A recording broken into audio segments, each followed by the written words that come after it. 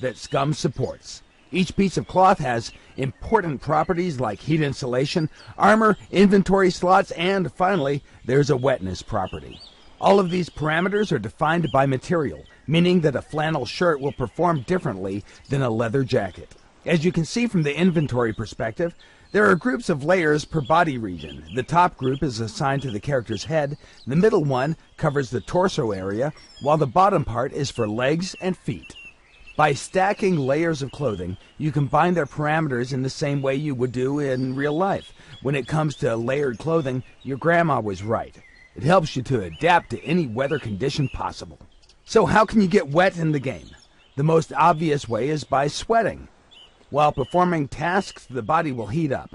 In an attempt to cool you down, the body responds with perspiration. This kind of moisture is propagated from the inside out and also causes additional fluid loss or dehydration. The next way is the impact of the weather. To avoid getting wet in rain, try to find a dry spot fast, or wear at least some water-resistant gear. Being drenched in the rain during cold weather will impact the immune system and your character will probably get sick.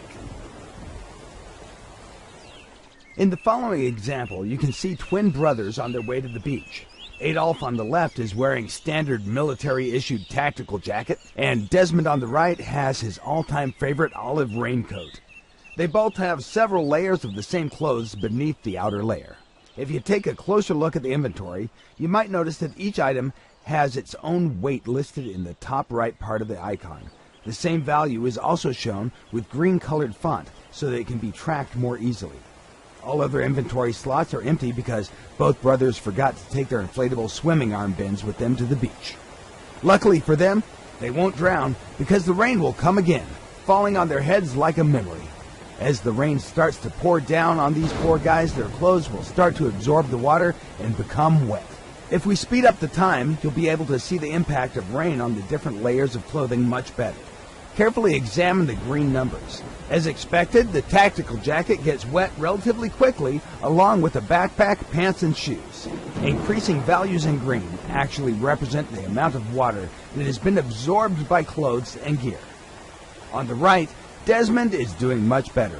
Although his backpack, pants, and shoes are completely drenched, his upper body is dry. For Adolf, things are going from bad to worse.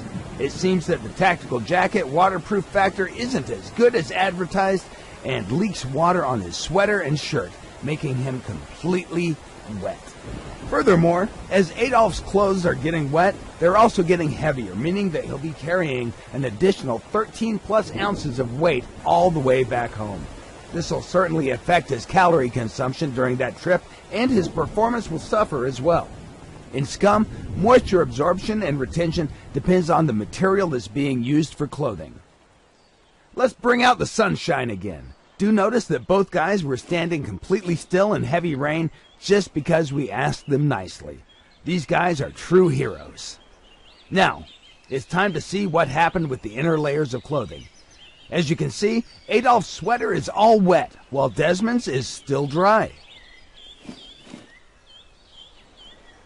If we drop the sweaters down, you can see that the same thing also happened to their hipster shirts.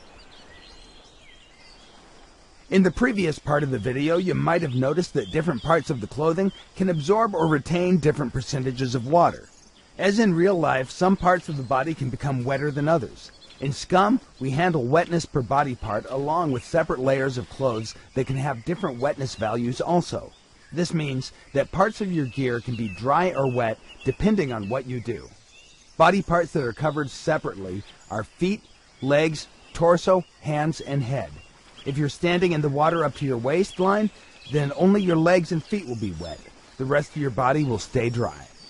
Also, if you jump into the water, your gear will almost instantly become fully wet, even if you have a raincoat or some other water-resistant clothing that isn't fully sealed. It will not help you to stay dry. The success formula here is, if you want to keep your gear dry, stay away from the bodies of water, or at least drop everything to the ground before you enter. In this section of the video, our guy has just practiced some swimming in the shallow waters, keeping his gear with him to protect it from thieves and bears. He did leave an old orange shirt on the beach, in case he's gonna need some dry clothes later. Or at least, that's what we were thinking he was up to. However, his plan was much more sinister. He actually decided to wear a dry shirt below his other clothes with the intention to deceive the game, to make it think that he has dry clothes on, simply because the first dry clothing layer is closest to the skin. In all other games, this would be called exploiting or cheating, but here in SCUM, we don't care about that, simply because we have fluid diffusion and osmosis built into the game.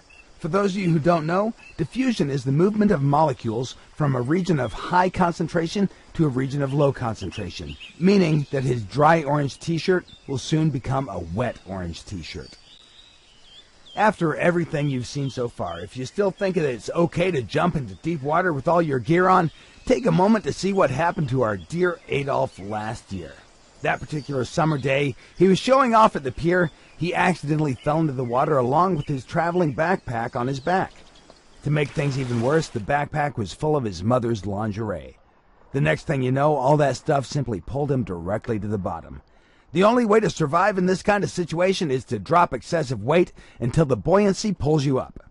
The amount of gear that your character can carry while swimming largely depends on your swimming skill and stamina. Sooner or later,